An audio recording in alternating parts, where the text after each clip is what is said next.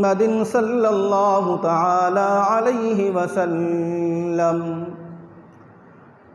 وشر الأمور محدثاتها فإن كل محدثة بدعة وكل بدعة ضلالة وكل ضلالة في النار قال الله تبارك وتعالى في محكم تنزيله أعوذ بالله من الشيطان الرجيم وقالوا ربنا إنا أطعنا سادتنا وكبراءنا فأضلونا السبيلا ربنا آتهم ضعفين من العذاب وألعنهم لعنا كبيرا اللهم صل على محمد وعلى آل محمد كما صليت على إبراهيم وعلى آل إبراهيم إنك حميد مجيد اللهم بارك على محمد وعلى آل محمد كما باركت على إبراهيم وعلى آل إبراهيم إنك حميد مجيد رب اشرح لي صدري ويسر لي أمري واحلل عقدة من لساني يفقه قولي اللهم رب زدني علما تمام قسم کی تعریفات و تسبیحات، تحمیدات و تمجیدات اللہ وحدہ لا شریک احکم الحاکمین اسباب المسبب کے لیے لائق و زیبا ہیں۔ انگن لا تعداد اور بے شمار درود اور سلام جناب محمد الرسول اللہ صلی اللہ تعالی علیہ وسلم کی ذات اقدس و اطہر مبارک پر۔ مختصر سی حمد و ثنا کے بعد قابل احترام دوستوں، بزرگوں، بھائیوں، آج کی اس بابرکت محفل اور اس مبارک دن میں آپ احباب کے سامنے آج ایک ایسے موضوع کی تار کو چھیڑنے جا رہا ہوں جس کا سمجھنا ہم سب کے لیے لازم اور ملزوم ہے۔ یوں تو ایک سلسلہ چل رہا تھا قبر کے حوالے سے، جنت اور جہنم کے حوالے سے، لیکن اسی ہفتے کے دوران کچھ ایسے معاملات سامنے آئے کہ جن کو مد نظر رکھتے ہوئے میں نے اپنے موضوع کا رد و بدل کیا ہے، اور آج کا موضوع ہے کہ مسجدیں ویران کیوں ہیں اور بازار آباد کیوں ہیں۔ انشاءاللہ العزیز قرآن و حدیث کی روشنی میں آپ احباب کے سامنے بیان کرنے کی کوشش کروں گا، اور خالق کائنات سے دعا بھی کرتا ہوں کہ اللہ پاک مجھے ہمت عطا فرمائے کہ میں صرف اور صرف قرآن و حدیث کی روشنی میں بیان کر سکوں، اور اس کے بعد ہم سب اس پر عمل پیرا ہوں۔ اللہ سے یہ بھی دعا کرتا ہوں۔ قابل احترام دوستوں، بزرگوں، بھائیوں، آج مسجدیں ویران کیوں ہو چکی ہیں، جبکہ انہی مسجدوں کے متعلق رسول اکرم صلی اللہ علیہ وسلم کا فرمان ہے کہ پورے روئے زمین کے اندر سب سے زیادہ محبوب ترین جگہ اگر اللہ کی نظر میں کوئی ہے تو وہ مسجد ہے، اور سب سے بدترین جگہ اگر کوئی ہے تو وہ بازار ہے۔ پھر مسجد میں مؤذن یومیہ کی بیس پر دن میں 5 دفعہ نماز کے لیے بلاتا ہے، لیکن لوگ آنے کے لیے تیار نہیں ہوتے ہیں، اور بازار والے، دکانوں والے نہ آپ کو بلاتے ہیں اور نہ آنے پر مجبور کرتے ہیں، پھر بھی انسان بازاروں کی طرف رخ کرتا ہے، کھنچا چلا جاتا ہے۔ آپ معاشرے کا اندازہ لگائیے، سینما گھروں کے باہر ایک لمبی قطار لگی ہوئی ہوتی ہے، اور وہاں پر ٹکٹ متعین کیا جاتا ہے، وہ ٹکٹ خرید کر شو دیکھا جاتا ہے۔ لیکن اس دنیا کے اندر ہر انسان یہ چاہتا ہے کہ اسے کامیابی ملے، وہ کامرانی کی سیڑھیوں پر چڑھے، اس کی خواہشات، اس کی ضروریات پوری ہوں، لیکن جب مؤذن کہتا ہے کہ حی علی الفلاح، آؤ کامیابی کی طرف، تو پھر کوئی آنے کے لیے تیار نہیں ہوتا ہے۔ اصل وجہ کیا ہے مسجدوں کی ویران ہونے کی؟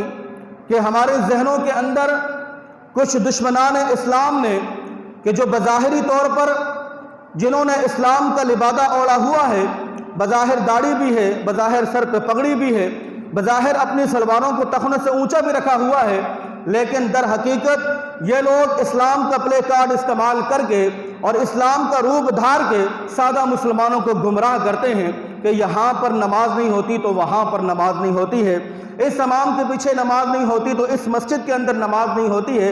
اس قسم کی باتیں کر کے ایک سادہ مسلمانوں کو اسلام سے، مسجدوں سے دور رکھنے کی ایک بھرپور طریقے سے کوشش کی جاتی ہے۔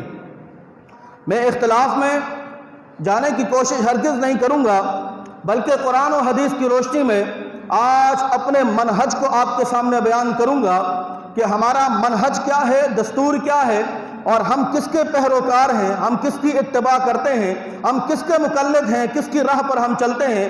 آج انشاءاللہ العزیز کھل کر میں آپ کے سامنے قرآن و حدیث کی روشنی میں بیان کروں گا۔ آج سادہ مسلمانوں کو یہ کہہ کر ورگلایا جاتا ہے کہ اس مسجد میں نماز نہیں پڑھو۔ نماز کیوں نہیں پڑھو؟ یہ مسجد جو ہے وہ اہل حدیثوں کی ہے، اور اہل حدیثوں کے پیچھے نماز نہیں ہوتی ہے۔ یہ اور بات ہے کہ اہل حدیثوں کے پیچھے نماز کراچی پاکستان کے اندر نہیں ہوتی ہے، لیکن لاکھوں روپیہ خرچ کر کے وہاں پر حج بھی ہو جاتا ہے اور عمرہ بھی ہو جاتا ہے، یہ ایک الگ میٹر ہے۔ جبکہ حرم کے اندر بھی نماز پڑھانے والے اور حج کا خطبہ پڑھنے والے اور کوئی نہیں، یہی اہل حدیث کا گروہ ہے، لیکن یہاں نماز نہیں ہوتی ہے۔ وہاں پر لاکھوں روپیہ خرچ کر کے جانے پر حج بھی ہو جاتا ہے، عمرہ بھی ہو جاتا ہے، اور وہاں پر نمازیں بھی ہو جاتی ہیں۔ میرے محترم بھائیوں، دوستوں، بزرگوں، آج کے خطبہ جمعہ کے اندر میں اپنے منہج کا مختصراً انداز کے اندر قرآن و حدیث کی روشنی میں آپ کے سامنے بیان کروں گا کہ ہمارا بیک گراؤنڈ کیا ہے، اور ہم اپنے آپ کو اہل حدیث کیوں کہتے ہیں، اور آیا کہ اہل حدیث کے پیچھے نماز ہوتی ہے یا نہیں ہوتی ہے، اختلاف سے ہٹ کر قرآن و حدیث کی روشنی میں۔ خالق کائنات، ارض و سماوات، اللہ رب العالمین اپنے قرآن مقدس کے اندر ارشاد فرماتے ہیں، سن لو اپنے آپ کو اہل حدیث کہنے والوں، وہ بھی سنیں، اور جو یہ کہتے ہیں کہ مسئلے کے اہل حدیث کے پیچھے یا اہل حدیثوں کی مساجد میں نماز نہیں ہوتی ہے، وہ لوگ بھی سن لیں۔ اور دشمنان اسلام جو یہ چاہتے ہیں کہ مسلمان ایک پلیٹ فارم کے نیچے جمع نہ ہو، ان کی آپس میں اتحاد اتفاق قائم نہ ہو، آپس میں بغض و حسد و عنایت برقرار رہے، وہ لوگ بھی آج جو ہے وہ اس منہج کو اچھی طرح سن لیں۔ اللہ رب العالمین قرآن مجید میں ارشاد فرماتے ہیں، فرمایا کہ یا ایھا الذین آمنوا اطیعوا اللہ واطیعوا الرسول واولی الامر منکم فَإِن تَنَازَعْتُمْ فِي شَيْءٍ فَرُدُّوهُ إِلَى اللَّهِ وَالرَّسُولِ إِن كُنتُمْ تُؤْمِنُونَ بِاللَّهِ۔ خالق کائنات نے فرمایا کہ اے ایمان والو، اللہ رب العالمین کی اطاعت کرو۔ اطاعت کسے کہا جاتا ہے؟ کہ جہاں پر خالق کائنات کی بات آ جائے تو وہاں پر رائے کا عمل دخل نہیں ہوتا ہے، وہاں نہ دادے کی بات چلتی ہے، نہ پردادے کی بات چلتی ہے، نہ کسی اور کی بات چلتی ہے، بلکہ وہاں پر صرف اور صرف اللہ کی بات چلے گی، خالق کائنات کی بات چلے گی۔ یا ایھا الذین آمنوا، اے ایمان والو، اطیعوا اللہ، اللہ رب العالمین کی فرما برداری کرو۔ یعنی کہ تمہارا ہر معاملے کے اندر تم یہ ضرور دیکھو کہ تمہارے رب نے اس بارے میں کیا کہا ہے، تمہیں کیا پیغام دیا ہے، اس بات کو نوٹس کرو اچھی طریقے سے۔ وَأَطِيعُوا الرَّسُولَ، اور عبادات کے جتنے بھی تمہارے معاملات ہیں، عبادت چاہے وہ صدقہ خیرات ہو، وہ نذر و نیاز ہو، چاہے وہ رکوع اور سجود ہو، چاہے وہ نفل نماز ہو یا حج و عمرہ ہو، اعلیٰ سے اعلیٰ عبادت اور ادنی سے ادنی عبادت اگر وہ ہوگی تو جناب محمد الرسول اللہ صلی اللہ علیہ وسلم کے طریقے کے مطابق ہوگی۔ لیکن اگر عبادت بہت اچھی ہے لیکن وہ طریقہ کار کے مطابق نہیں ہے، محمد الرسول اللہ کی حدیث کے مطابق نہیں ہے، وہ عبادت کتنی ہی اچھی کیوں نہ ہو، اس عبادت کو رد کر دیا جائے گا، کچرے کی ٹوکری میں پھینک دیا جائے گا۔ مثال کے طور پر آپ نماز پڑھتے ہیں، نماز کے اندر جو سب سے زیادہ محبوب ترین عمل ہے اللہ کی نظر میں، وہ ہے سجدہ۔ اسی سجدے کے متعلق رسول اللہ کا فرمان ہے کہ اقرب ما یکون العبد من ربہ وهو ساجد فاکثر الدعاء، کہ جب بھی تم میں سے کوئی سجدے کی حالت میں جائے تو اسے چاہیے کہ وہ کثرت کے ساتھ دعا کرے، اللہ سے مانگے، گڑ گڑائے۔ کیوں؟ کیونکہ حالت سجدہ کے اندر انسان اور رب انتہائی قریب ہوتے ہیں۔ سجدہ انتہائی محبوب ترین عمل ہے۔ ایک رکعت کے اندر 2 سجدے ہیں۔ رب محمد کی قسم کھا کر کہتا ہوں، اللہ کے نبی نے ایک رکعت کے اندر 3 سجدے کرنے سے منع نہیں کیا ہے، 4 سجدے کرنے سے منع نہیں کیا ہے، بلکہ اللہ کے نبی نے 2 کر کے دکھائے ہیں۔ 3 سے منع کیوں نہیں کیا ہے؟ آپ کو یہ کہے کہ سجدہ کرنا تو اچھی بات ہے، سجدہ ایک محبوب عمل ہے، لہٰذا میں ایک رکعت کے اندر 2 کے بجائے 4 سجدے کروں گا، 4 کے بجائے میں 5 سجدے کروں گا۔ آپ اپنے ایمان سے اس بات کی جواب دیں کہ آیا کہ اس کا یہ عمل قبول ہوگا؟ آیا کہ اس عمل کو اللہ پاک قبول کریں گے؟ ہرگز قبول نہیں کریں گے۔ من عمل عملا لیس علیہ من امرنا فهو رد، وہ عمل کتنا ہی خوبصورت کیوں نہ ہو، اگر اس میں رسول اللہ صلی اللہ علیہ وسلم کی اسٹمپ نہیں ہے، آپ کا طریقہ کار نہیں ہے، وہ اس عمل کو جو ہے وہ رد کر دیا جائے گا۔ اس لیے کہا گیا وَأَطِيعُوا الرَّسُولَ، اور عبادت کے جتنے بھی معاملات ہیں اس میں تم پیروی کرو جناب محمد الرسول اللہ صلی اللہ علیہ وسلم کی۔ اللہ کی اطاعت کی بات ہوئی، رسول اللہ کی اطاعت کی بات ہوئی، اب آگے اللہ رب العالمین فرماتے ہیں وَأُولِي الْأَمْرِ مِنْكُمْ، اور جو تمہارا امیر ہے، جو تمہارا حاکم ہے، جو تمہارا امام ہے، تم اس کی بھی اتباع کرو۔ ایک بہت ہی خوبصورت نقطہ یہاں پر آپ کے سامنے میں بیان کر دوں تاکہ آپ کے ذہن کے اندر جو اشکال ہیں وہ بھی ختم ہو جائیں۔ کہا جاتا ہے کہ یہ اہل حدیث گروہ اماموں کو نہیں مانتا ہے، امام کی بات کو تسلیم نہیں کرتا ہے، امام کو فالو نہیں کرتا ہے، امام کی تقلید نہیں کرتا ہے، جبکہ قرآن خود یہ کہہ رہا ہے کہ وَأُولِي الْأَمْرِ مِنْكُمْ، جو تمہارا امام ہے، جو تمہارا حاکم ہے، اس کی بھی تم اتباع کرو، قرآن کا حکم ہے۔ اور اہل حدیث اس سے پیچھے بھاگتے ہیں، اہل حدیث مانتے ہی نہیں ہیں۔ اکثر سادہ لوگ یہی سوال کرتے ہیں کہ یار امام صاحب، اہل حدیث گروہ جو ہے وہ اماموں کا قائل نہیں ہے، اس لیے ہم اس مسجد میں نماز بھی نہیں پڑھتے ہیں۔ یہ اور بات ہے کہ یہاں پر وضو بھی ہو جاتا ہے، استنجا بھی ہو جاتا ہے، اپنی ذاتی ضروریات پوری ہو جاتی ہیں، لیکن نماز نہیں ہوتی ہے۔ جبکہ اللہ نے کہا وَأُولِي الْأَمْرِ مِنْكُمْ، جو تمہارا امام ہے تم اس امام کی بھی اتباع کرو، تو اہل حدیث اس بات کو کیوں نہیں مانتے ہیں؟ یہ غلطی ہے، ماننا چاہیے۔ آئیے ذرا اس آیت کا تھوڑی سی تشریح کریں الفاظوں کے اعتبار سے۔ اللہ نے جہاں پر اپنی بات کی تو لفظ اطاعت کا استعمال کیا، اطیعوا اللہ، اللہ کی اطاعت کرو، اور جہاں پر رسول اللہ کی بات آئی تو اللہ نے وہاں پر لفظ اطاعت کا استعمال کیا، وَأَطِيعُوا الرَّسُولَ، میرے رسول کی اتباع کرو۔ لیکن جہاں پر بات امام کی آتی ہے، قاری کی آتی ہے، سردار کی آتی ہے، وڈیرے کی آتی ہے، کسی اعلیٰ حضرت کی آتی ہے، کسی ہستی کی آتی ہے، وہاں پر خالق کائنات نے لفظ اطاعت کا استعمال نہیں کیا ہے، بلکہ یہ کہا کہ وَأُولِي الْأَمْرِ مِنْكُمْ، اور اپنے امیر کی بھی اطاعت کرو۔ امیر کی اطاعت کرنے کے بعد آپ کا یہ قرآن کہتا ہے فَإِن تَنَازَعْتُمْ فِي شَيْءٍ فَرُدُّوهُ إِلَى اللَّهِ وَالرَّسُولِ، اگر تمہارا آپس میں اختلاف ہو جائے، اختلاف کس سے ہوگا؟ اللہ سے اختلاف ہوگا۔ کیا آپ میں سے کوئی ایسا ہے کہ جو یہ کہے کہ میں اللہ سے اختلاف کرتا ہوں؟ کوئی ایسا ہے کہ جو یہ کہے کہ میں محمد الرسول اللہ سے اختلاف کرتا ہوں؟ ہے ہم میں سے کوئی ایسا جو اس بات کا اعلان کرے کہ مجھے اللہ سے بھی اختلاف ہے، اس کے رسول سے بھی اختلاف ہے؟ ایسا کوئی نہیں ہے، بلکہ اختلاف کہاں ہوگا؟ وَأُولِي الْأَمْرِ مِنْكُمْ، آپ کو مجھ سے اختلاف ہوگا، مجھے آپ سے اختلاف ہوگا، مجھے اپنے قاری سے، اپنے عالم سے، اپنے امام سے، اپنے سردار سے اختلاف ہوگا، ہمارا آپس میں اختلاف ہوگا۔ نہ میرا اللہ سے اختلاف ہے، نہ اس کے رسول سے اختلاف ہے، میرا اختلاف آپ کے درمیان میں ہے۔ تو اللہ نے بھی تو یہی کہا وَأُولِي الْأَمْرِ مِنْكُمْ، جب تمہارا اور امیر کا آپس میں اختلاف ہو جائے، کسی بھی بات پر اختلاف ہو جائے، تو کیا کرو؟ فَرُدُّوهُ إِلَى اللَّهِ وَالرَّسُولِ، اس اختلاف کو، اس بات کو لوٹاؤ کس کی طرف؟ اللہ کی طرف اور اس کے رسول کی طرف۔ یہ ہمارا منہج ہے۔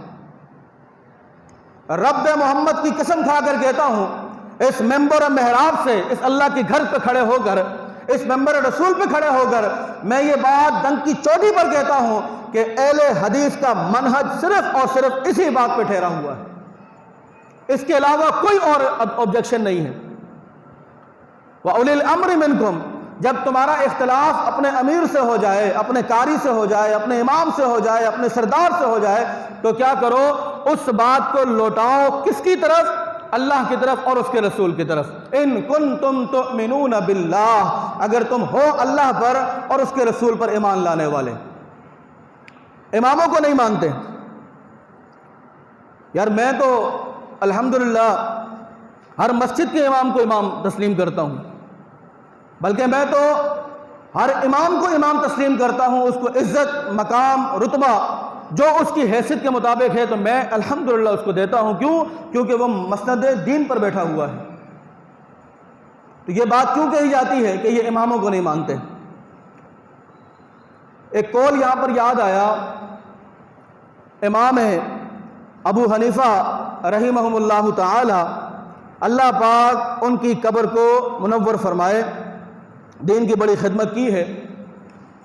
ان کا ایک شاگرد تھا، انہوں نے اپنے امام سے سوال کیا، بہت توجہ کے ساتھ انہوں نے اپنے امام سے سوال کیا، اذا قلت قولی بخبر رسول اللہ صلی اللہ علیہ وسلم، اے امام محترم، اگر آپ کی بات آگے جا کر جناب محمد الرسول اللہ صلی اللہ علیہ وسلم کی بات سے ٹکرا جاتی ہے تو ہمیں کیا حکم ہے، ہمیں کیا کرنا چاہیے؟ ہمیں آپ کی بات کو لینا چاہیے یا پھر محمد الرسول اللہ کی بات کو لینا چاہیے؟ آپ جانتے ہیں کہ جواب کیا ہے؟ امام اعظم امام ابو حنیفہ رحمہ اللہ کا جواب یہ تھا کہ اترکو قولی بخبر الرسول صلی اللہ علیہ وسلم، جب کبھی زندگی کے اندر ایسا ہو جائے کہ میں کچھ کہوں اور حدیث کچھ اور کہہ رہی ہو تو لہٰذا تمہارے اوپر یہ بات فرض ہے کہ تم میری بات کو چھوڑ دینا، امام اعظم محمد الرسول اللہ صلی اللہ علیہ وسلم کی بات کو لے لینا۔ اب جب ہم اس بات پر عمل کریں تو یہ اماموں کو نہیں مانتے۔ بھائی کس نے آپ سے کہہ دیا کہ ہم اماموں کو نہیں مانتے؟ بلکہ ہم تو امام صاحب کی بات کو تسلیم کر رہے ہیں۔ وہ یہ کہتے ہیں کہ جب حدیث آ جائے اور اختلاف ہو جائے تو میری بات کو چھوڑو اور احادیث کی بات کو مانو۔ اس سائل نے دوسرا سوال اللہ کے حضرت امام ابو اعظم سے پوچھا کہ اذا قلت قولی بخبر الصحابہ رضوان اللہ علیہم اجمعین، اے امام محترم، اگر آپ کی بات کسی صحابہ کے قول کے ساتھ ٹکرا جائے، کسی صحابہ کی بات کے ساتھ ٹکرا جائے تو پھر ہمارے لیے کیا حکم ہے؟ امام اعظم فرماتے ہیں اترکو قولی بخبر الصحابہ رضوان اللہ علیہم اجمعین، میری بات کو چھوڑ دینا اور صحابہ اکرام کی بات کو لے لینا، کیونکہ وہ ہم سے افضل ترین ہیں۔ میں تو یہ کہتا ہوں کہ ایک اچھا حنفی تو میں ہوں کیونکہ میں امام صاحب کی بات کو تسلیم کرتا ہوں، ایک اچھا حنفی میں ہوں کیونکہ میں امام صاحب کی بات کو مانتا ہوں۔ یہ بات کہنا کہ یہاں پر نماز نہیں ہوتی ہے کیونکہ یہ اہل حدیث ہیں، یہ انتہائی غلط فہمی۔ اہل حدیث، میں کہتا ہوں کہ ہر بندے کو اہل حدیث ہونا چاہیے۔ کیوں؟ کیونکہ خالق کائنات نے قرآن کو بھی حدیث کہا ہے اور محمد رسول اللہ کے فرمان کو بھی حدیث کہا ہے۔ اہل حدیث لفظ کسی جگہ کا نام نہیں ہے، کسی مسند کا نام نہیں ہے، کسی ہستی کا نام نہیں ہے، بلکہ اہل حدیث ومن اصدق من اللہ حدیثا، اللہ نے یہ لفظ اپنے لیے استعمال کیا ہے۔ فبأي حدیث بعدہ یؤمنون، اللہ نے اس لفظ کو اپنے کلام کے لیے استعمال کیا ہے، اور یہی بات جناب محمد الرسول اللہ صلی اللہ علیہ وسلم کے فرمان کے لیے بھی نازل ہوئی۔ تو اس لحاظ سے ہر بندہ اہل حدیث ہونا چاہیے، اس کو اس بات پر فخر ہونا چاہیے کہ اس کی نسبت کس کی طرف ہے؟ اللہ کے کلام کی طرف ہے اور محمد الرسول اللہ صلی اللہ علیہ وسلم کے فرمان کی طرف ہے۔ اور یہاں پر اگر میں وہ حدیث آپ کے سامنے بیان کر دوں تو بات اور زیادہ مقید ہو جائے گی۔ اللہ کے نبی علیہ الصلوۃ والسلام فرماتے ہیں، فرمایا کہ ترکت فیکم امرین لن تضلوا ما تمسکتم بہما کتاب اللہ و سنت رسولہ۔ صحابہ کرام نے سوال کیا کہ اے اللہ کے رسول، آپ ہمارے درمیان موجود ہیں، اگر ہم کسی غلط راہ پر چلتے ہیں تو آپ ہمیں ٹوکتے ہیں، سمجھاتے ہیں، ہماری اصلاح کرتے ہیں، لیکن اے اللہ کے رسول جب آپ دنیا فانی سے چلے جائیں گے تو ہماری اصلاح کرنے والا کون ہوگا؟ ہمیں رائے راست پہ لانے والا کون ہوگا؟ اس متعلق اللہ کے نبی علیہ السلام نے فرمایا کہ گھبراؤ نہیں، میں تمہارے درمیان دو چیزیں چھوڑ کر جا رہا ہوں، لن تضلوا ما تمسکتم بہما کتاب اللہ و سنت رسولہ، اگر تم نے ان دونوں چیزوں کو تھامے رکھا تو تمہیں کائنات کی کوئی بھی چیز جو ہے وہ گمراہ نہیں کر سکتی ہے۔ یہ میرا قول نہیں ہے، یہ قول امام الانبیاء سید الانبیاء جناب محمد الرسول اللہ صلی اللہ علیہ وسلم کا فرمان ہے۔ اور وہ دو چیزیں کون سی ہیں؟ کتاب اللہ، سب سے پہلے اللہ رب العالمین کی کتاب۔ اب کتاب عربی میں ٹھہری اور ہمیں عربی آتی نہیں ہے، اور یہ مولوی صاحب ہمیں اس کا ترجمہ پڑھنے دیتا ہی نہیں ہے۔ کیوں نہیں پڑھنے دیتا؟ اس کو پتا ہے کہ اگر اس نے ترجمہ پڑھ لیا تو یہ مسئلے خود حل کرنا شروع کر دے گا۔ اگر اس نے ترجمہ پڑھ لیا تو ہمارا جو کاروبار ہے، بزنس ہے، جو دکان ہے، یہ ٹھپ ہو جائے گی۔ لہذا قرآن مجید کو مسلمانوں سے دور رکھا جائے، اگر قریب آتے بھی ہیں تو صرف ثواب کی نیت سے پڑھیں، صرف ثواب اس سے حاصل کریں۔ جبکہ میرے محترم بھائیو، دوستو، بزرگوں، رب محمد کی قسم ہے، مجھے کبھی کبھی اس بات پر رونا آتا ہے جب وہ آیتیں میرے سامنے اللہ پاک بیان کرتا ہے کہ افلا یتدبرون القرآن ام علی قلوب اقفالها، کہ یہ مسلمان محمد الرسول اللہ کی امت ہی قرآن کو سمجھتے کیوں نہیں ہے، قرآن کو پڑھتے کیوں نہیں ہے؟ کیا ان کے سینوں کے اوپر زنگ لگے ہوئے ہیں؟ کیا ان کے سینوں کے اوپر تالے لگے ہوئے ہیں؟ یار دنیا کی ہر چیز ہمیں سمجھ میں آتی ہے، دنیا کی ہر مشکل سے مشکل چیز ہمیں آسان لگتی ہے، ایک مشکل لگتا ہے تو وہ صرف قرآن مجید ہی لگتا ہے جو ہمیں سمجھ نہیں آتا، جس کے متعلق تیرا قرآن کہتا ہے، تیرا رب کہتا ہے وَلَقَدْ يَسَّرْنَا الْقُرْآنَ لِلذِّكْرِ فَهَلْ مِن مُدَّكِرٍ۔ دنیا کے تمام علوم ایک پڑھنے میں ہو اور قرآن مجید کو ایک پڑھنے میں رکھ دیا جائے، اللہ فرماتا ہے کہ سب سے زیادہ آسان، سب سے زیادہ سہل، سب سے زیادہ سمجھ آنے والی اگر کوئی کتاب ہے تو میرے محترم بھائیو، دوستو، بزرگوں، یہ قرآن مجید ہے۔ لیکن ایک سازش کے تحت مسلمانوں کو قرآن مجید سے دور رکھا جاتا ہے، صرف ثواب کے لیے پڑھتے جاؤ، جبکہ اسی کتاب کے اندر غیب کی خبریں بھی ہیں، اسی کتاب کے اندر جزا و سزا کی باتیں بھی ہیں، اسی کتاب کے اندر قیامت کی ہولناکیوں کو بیان کیا گیا ہے، جہنمیوں کو بیان کیا گیا ہے، جہنم کا تذکرہ کیا گیا ہے۔ یار جب تک ہم سمجھیں گے نہیں، پڑھیں گے نہیں، اس پہ غور و فکر نہیں کریں گے، ہمیں کیا پتہ چل رہا ہے کہ یار کیا موضوع بیان ہو رہا ہے، اللہ ہم سے کیا کہنا چاہ رہا ہے۔ نیکیاں تو لفظ فرعون پر بھی آپ کو ملتی ہیں، جہاں جہاں فرعون کا ذکر ہے آپ فرعون کا لفظ پڑھیں گے، فرعون پہ آپ کو نیکیاں ملیں گی۔ جہاں جہنم کی بات آ رہی ہے آپ کو نیکیاں ملیں گی، جنت کی بات آ رہی ہے نیکیاں ملیں گی۔ جہاں پر جہنمیوں کی سزاؤں کی بات آ رہی ہے، اللہ کے عذابات کی بات آ رہی ہے، اس کے پڑھنے سے بھی آپ کو نیکیاں ملیں گی۔ یہ میں نہیں، حدیث کہتی ہے۔ لیکن آپ خود تھوڑا غور و فکر کرو، یہ جہنم کی باتیں اور یہ سزاؤں کی باتیں، یہ آگ اور نار کی باتیں ثواب حاصل کرنے کے لیے ہیں، ان سے ثواب حاصل کیا جائے گا؟ نہیں میرے محترم بھائیو، دوستو، بزرگوں، یہ لوگ ہمیں اس وجہ سے قرآن مجید سے دور رکھتے ہیں کیونکہ اگر قرآن مجید کے ترجمے کو پڑھ لیا، اس کی تشریح کو پڑھ لیا تو پھر یہ گمراہیوں سے نکل کر ہدایت کی طرف گامزن ہو جائیں گے، اور یہی مولوی نہیں چاہتا ہے کہ کاروبار بند ہوتا ہے۔ ہاں اگر کسی مسئلے میں کوئی بات سمجھ میں نہیں آ رہی ہے تو فَاسْأَلُوا أَهْلَ الذِّكْرِ إِن كُنتُمْ لَا تَعْلَمُونَ، تو اپنے علماء کرام سے پوچھا جائے کہ اس مسئلے میں کیا ہے۔ لیکن یہاں پر بھی ایک پوائنٹ ہے، فَاسْأَلُوا أَهْلَ الذِّكْرِ إِن كُنتُمْ لَا تَعْلَمُونَ بِالْبَيِّنَاتِ وَبِالزُّبُرِ۔ اگر کسی عالم سے آپ کسی مسئلے پر ڈسکس کرتے ہیں، گفتگو کرتے ہیں، تو اس مسئلے میں اس عالم کی رائے نہیں پوچھیں، بالبینات وبالزبر، اس سے دلیل پوچھیں، اس سے برہان پوچھیں، اس سے دلیل پوچھیں کہ آپ یہ بات کس بیس پر کہہ رہے ہیں، آپ نے یہ بات جو کہی ہے کہاں سے کہی ہے۔ اگر وہ کہے کہ یہ میں نے کہی ہے تو میری تو کوئی حیثیت نہیں ہے دین کے معاملے میں۔ دین کے معاملے میں اگر کسی کی حیثیت ہے تو وہ اللہ کی کلام کی ہے، محمد رسول اللہ کی فرمان کی ہے۔ اور یہی ہمارا منہج ہے کہ جہاں پر رسول اللہ کی بات آ جائے، جہاں پر اللہ کی بات آ جائے، ہم باقی تمام لوگوں کی باتوں کو پیچھے چھوڑتے ہیں، ان دونوں کی باتوں کو ہم لے لیتے ہیں۔ لیکن جہاں پر اللہ اور اس کے رسول کی بات نہیں آتی ہے اور ہمیں سمجھ میں نہیں آتی ہے تو وہاں پر ائمہ کرام کی بات کو بھی لیا جا سکتا ہے، رائے کو بھی لیا جا سکتا ہے، اجتہاد کو بھی لیا جا سکتا ہے، لیکن اولاً ترجیح کیا ہے؟ وہ اللہ اور اس کے رسول کی بات ہے۔ اچھا، بڑی معذرت کے ساتھ یارو، دل بڑا غمگین ہے، سوچا آپ کے سامنے ڈسکس کر دوں، کچھ دل کا بوجھ ہلکا ہو جائے گا۔ اس مسجد میں نماز نہیں ہوتی ہے، اور نماز پڑھنا بھی آتی ہے؟ یہاں نماز نہیں ہوتی، اہل حدیثوں کی مسجد ہو، نماز پڑھنا بھی آتی ہے، اور پتہ بھی ہے کہ سورہ فاتحہ کا ترجمہ کیا ہے۔ آپ احباب کو نہیں کہہ رہا، کہ جو لوگ اعتراض کرتے ہیں انہیں سمجھا رہا ہوں، اور پتہ بھی ہے کہ نماز کہتے کس کو ہے، اور نماز میں پڑھا کیا جاتا ہے۔ اس مولوی کے پیچھے نماز نہیں ہوتی، اس مسجد میں نماز نہیں ہوتی، کیوں نہیں ہوتی ہے؟ کیونکہ یہ نماز کے اندر رفع الیدین کرتے ہیں، اس لیے نہیں ہوتی۔ مکہ کے اندر 20 رکعت تراویح پڑھتے ہیں، کہ یہ لوگ 20 کیوں نہیں پڑھتے ہیں؟ سر میں اختلافی مسئلے میں نہیں جانا چاہ رہا، لیکن صرف ایک ذہن سازی کے طور پر آپ کے سامنے رکھ رہا ہوں۔ حرم کے اندر 20 رکعت پڑھی جاتی ہے، تو یہاں 20 کیوں نہیں پڑھتے ہیں؟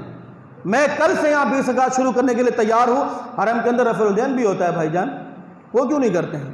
آمین بالجہر بھی ہوتا ہے، وہ کیوں نہیں کرتے ہیں؟ پاؤں سے پاؤں ملا کر کھڑا ہو جاتا ہے، اس پر عمل کیوں نہیں ہوتا ہے؟ صرف 20 رکعت پر اعتراض، تو ناانصافی والا معاملہ ہے۔ اور ان تمام چیزوں کے اوپر مدلل قسم کے دلائل جو ہیں وہ موجود ہیں۔ رفع الیدین پر بھی دلائل ہیں، آمین پر بھی دلائل ہیں، پاؤں سے پاؤں ملانے پر بھی دلائل ہیں، بلکہ اللہ کے نبی علیہ الصلوۃ والسلام کی حدیث مبارکہ ہے، آپ اس وقت تک نماز کھڑی ہی نہیں کیا کرتے تھے جب تک جو ہے وہ صفوں کا اہتمام نہ کر لیں۔ باقاعدہ صف، ایک صف دوسرے صف کے درمیان سے ایک بھاری قسم کا ڈنڈا جو ہے وہ گزارا جاتا تھا، کہ جس کا پاؤں ڈس بیلنس ہے وہ بیلنس میں آ جائے۔ آپ پڑھیں تو صحیح، اس لیے دور رکھا جاتا ہے کہ نہ پڑھو۔ اچھا، جو لوگ منع کرتے ہیں کہ اس مسجد کے اندر نماز نہ پڑھو، ان کا خود کا حال کیا ہے؟ اللہ اکبر، اللہ پاک ہم سب کو معاف فرما دے۔ ان خود کا حال یہ ہے کہ وہ خود نماز سے نوافق، نماز کے اندر پڑھی جانے والی دعائیں، آیات ان کو پتہ نہیں ہے، لیکن بس یہاں نماز نہیں پڑھنا ہے۔ 2 منٹ کے اندر 4 رکعتیں پڑھی، اور یہ گئے اور وہ گئے، آگے جماعت کھڑی ہے، پیچھے اپنی نماز پڑھی، سلام پھیرنے سے پہلے 8 رکعت 10 رکعت فارغ کر کے چل میرا بھائی۔ ارے یہ نماز ہے؟ اللہ کے نبی علیہ الصلوۃ والسلام کے پاس کہ مسجد کے اندر ایک صحابی رسول آیا، صحابی رسول، میں اور آپ نہیں، صحابی، اس نے آ کے فٹافٹ 4 رکعت پڑھی۔ 4 رکعت پڑھنے کے بعد اللہ کے نبی کے پاس آیا، سلام کیا، اللہ کے نبی نے سلام کا جواب نہیں دیا۔ یار ہم تو 2 رکعت 2 منٹ کے اندر 8 رکعت پڑھتے ہیں، فاسٹ ہے، 2021 کا دور چل رہا ہے، ٹیکنالوجی ہے، 2 منٹ کے اندر 4 رکعتیں 8 رکعتیں، سلام پھیرا نہیں، پچھلے بندہ 12 پڑھ کے فارغ ہو گئے۔ انا للہ و انا الیہ راجعون۔ سلام پھیرنے کے بعد اللہ کے نبی علیہ الصلوۃ والسلام سے سلام کیا، اللہ کے نبی نے جواب نہیں دیا۔ حضرت کیا کہا؟ ارجع فصلی فانک لم تصلی، لوٹ جاؤ، تم نے تو نماز ہی نہیں پڑھی ہے، جبکہ وہ بندہ نماز پڑھ کر آیا ہے۔ اللہ کے نبی نے دھتکار دیا کہ جاؤ جا کے نماز پڑھ کر آؤ۔ 2 مرتبہ، 3 مرتبہ، تیسری مرتبہ جب آیا تو اس نے کہا کہ یا رسول اللہ صلی اللہ علیہ وسلم، میں اس سے اچھی نماز نہیں پڑھ سکتا، آپ مجھے سکھائیں تو صحیح۔ اللہ کے نبی نے فرمایا کہ جب تم نماز کے لیے کھڑے ہو تو اچھا قیام کرو، اچھا رکوع کرو، فقرؤوا ما تیسر من القرآن، تمہیں قرآن سے جو یاد ہے، چاہے اس کی مقدار کم ہے یا زیادہ ہے، کوشش کرو کہ اپنے قیام کے اندر لمبی قرات کرو، جتنا تمہیں قرآن یاد ہے اس قرآن کو تم پڑھو جہاں سے تمہیں آسان لگتا ہے۔ اس کے بعد اچھا رکوع کرو، اچھا رکوع کرو، اچھا رکوع، اس میں ٹائم لگاؤ، اس میں دعائیں پڑھو۔ کیوں یار؟ یہ جب اس پہ تھوڑا سا اس کی ڈیپ میں گیا نا تو میں خود تھوڑا حیران ہو گیا۔ یقین کریں آپ کسی کے سامنے جھکنا پسند کریں گے؟ کسی کے سامنے گردن جھکائیں گے آپ اس کی تعظیم کے لیے؟ اس کے دبر کسی کے سامنے آپ سجدہ کریں گے؟ نہیں کریں گے بھائی، آپ خود اپنی توہین سمجھیں گے کسی کے سامنے سجدہ کرنا یا تعظیم جھکنا۔ کیوں کہا گیا کہ رکوع میں ٹائم لگاؤ؟ رکوع کے اندر جھکنا ہے، اور جھکتا کون ہے؟ جو عاجز ہوتا ہے، جو عاجز ہے، جس کے اندر انکساری ہے، جس کے اندر تکبر اور غرور نہیں ہے، وہ جھک کر اس بات کا اعلان کر رہا ہوتا ہے کہ یا اللہ تیرے علاوہ کوئی نہیں ہے۔ اس لیے کہا گیا کہ رکوع کے اندر ٹائم لگاؤ، دعائیں پڑھو۔ پھر اس سے اگلا مرحلہ سجدہ، اپنی پیشانی بندہ زمین پر رکھ کر اس بات کا اعلان کرتا ہے کہ یا اللہ اب تو آخر ہی ہو گئی ہے۔ اس لیے کہا گیا کہ سجدے کے اندر ٹائم لگاؤ۔ تو ایسی نمازوں کا کوئی فائدہ نہیں کہ جو 2 منٹ کے اندر 12-15 پڑھے اور یہ گئے اور وہ گئے، اور مسلمانوں کے اندر اختلاف اور انتشار پیدا کیا جاتا ہے۔ ان تمام لوگوں کی عبادات کو حدیث اور قرآن کے مطابق جو ہے وہ رد کر دیا جائے گا۔ میرے محترم بھائیوں، دوستوں، بزرگوں، اہل حدیث، میں خود الحمدللہ اہل حدیث ہوں۔ اہل حدیث کا منہج قرآن اور محمد الرسول اللہ کا فرمان۔ اللہ کی قسم کھا کر کہتا ہوں، اللہ کی قسم کھا کر کہتا ہوں، اللہ کی میں قسم کھا کر کہتا ہوں کہ ہمارا جو منہج ہے وہ قرآن اور حدیث، اور ان دو باتوں سے ہم آگے جاتے ہی نہیں ہیں۔ جو چیزیں اس کے اندر پائی جاتی ہیں وہی ہمارا امام ہے، وہی ہمارا سردار ہے، وہی ہمارا سربراہ ہے، وہی ہمارا رہنما ہے۔ اب وہ چاہے حنفی ہو، وہ چاہے مالکی ہو، شافعی ہو، حنبلی ہو، احمدی نہیں، کیونکہ احمدی قادیانیوں کہا جاتا ہے، اللہ پاک اس خطا کو معاف فرمائے۔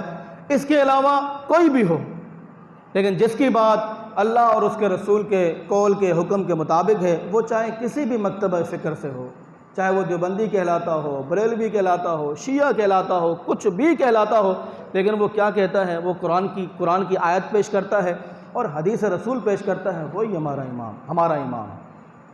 اب وہ چاہے کوئی بھی ہو، لیکن دنیا کی کوئی بڑی سے بڑی ہستی ہو اور وہ بات کرے خلاف قرآن اور خلاف سنت، وہ بات کرے اللہ کے قول کے خلاف یا محمد الرسول اللہ کے فرمان کے خلاف، اب وہ چاہے کتنی ہی بڑی ہستی کیوں نہ ہو، وہ ہمارے قابل احترام ہے، ہم اس کا ادب کرتے ہیں، لیکن اس کی بات کو ہم تسلیم نہیں کر سکتے۔